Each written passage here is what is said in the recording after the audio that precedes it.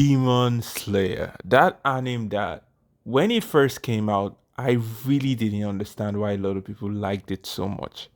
Now it was a given. I hadn't actually watched it at that point, so I didn't know that the animation was very peak. It was until 2 years ago when I watched the season one, and I now understood why a lot of people started saying that Demon Slayer was peak and the rest. Now, the truth about it is that after the season one, I really just stayed off it because it wasn't really floating my boat. So I was like, you know what? Let me just drop the series. Now, there was something I always heard in the YouTube space, which was it is Ufotable that is carrying Demon Slayer. Now, what does that mean? That means it's because of Ufotable's animation that Demon Slayer is so amazing. That's what a lot of people have been saying. So I had time on my hand this couple of weeks and I was like, do you know what? Let's catch up with Demon Slayer. So I actually watched season 2 and season 3 of Demon Slayer, and because I somewhat enjoyed it, I actually read the manga and I finished it. So now this is my own opinion on the old Demon Slayer debate. And this is my answer to the question: does Uvotable's animation actually carries Demon Slayer? What's up, guys? My name is Richard from Mios11, back again with another video. And in today's video, like I originally stated, we want to talk about, is Uvotable's animation the only thing that is keeping Demon Slayer relevant, or is Demon Slayer's story actually compelling? Now, before I start, there is something I want to just pinpoint. There is something I have to say, which is Muzan has to be one of, if not the most useless antagonist I've seen in my entire life. Like, I do not understand if this guy was just plain stupid or he was setting himself up for failure. Because one thing I noticed as I was watching the series, one thing I noticed as I was reading the manga was that this series could have ended a lot earlier if Muzan was actually smart and proactive. My bro literally saw the protagonist in the beginning. That was like the first episode of Demon Slayer. And do you know what? I somewhat understand. He was a bit shocked. Like, I get the reason why you wouldn't want to attack Tanjiro in that kind of situation, right? But then again, you sent an assassin to end Tanjiro, right? Then you later find out that Tanjiro actually defeats that person. And you're like, do you know what? Let's send another person. And you find out that Tanjiro actually defeats that person. Why don't you send the upper moons? Why don't you send all of them to destroy Tanjiro? In fact, why don't you go yourself? Like, this was the thing that kept on bugging me. Like, there were so many chances for Muzan to actually just end this series. There were so many chances for him to remain victorious. There were so many chances for him to actually destroy the old Demon Slayer organization.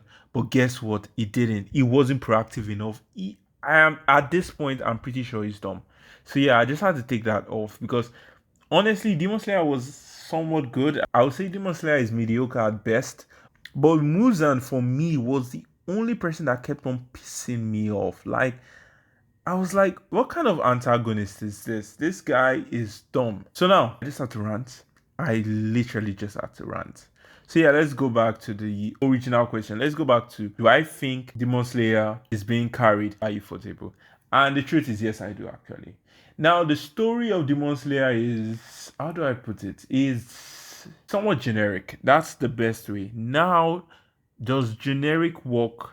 Sometimes actually there are some animes that are generic in nature, Fairy Tail, Black Clover, etc. Even JJK to a particular extent is somewhat generic, but there is always a twist to it that makes it worth watching. There's always a twist to it that makes you want to continue tuning in because you know that there might be something that might happen, or there might be a situation where the good guys are not actually able to come out of set disaster or set tragedy in a sense.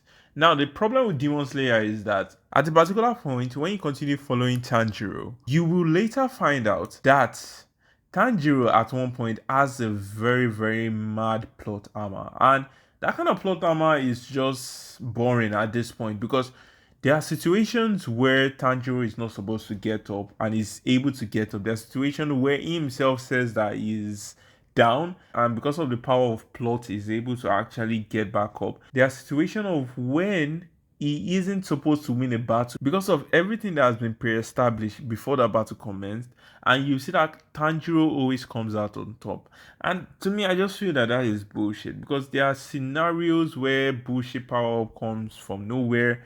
And one of the craziest thing after watching the latest season of Demon Slayer was I found out that Nezuko is actually immune to the sun. And my question is, how the hell is Nezuko immune to the sun? What makes her so unique? Like, to me, I just think that is too convenient, and that is my biggest problem with Demon Slayer. Everything at a particular point become too convenient for the protagonist. Like, everything is just stacked up for them to win.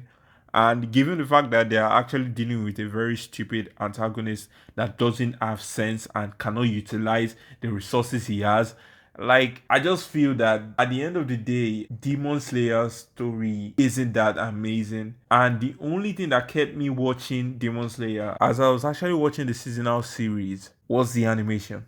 Yeah, the fight scenes were beautiful, the colors were amazing, and everything about the way the action was, the way the choreography was just perfect.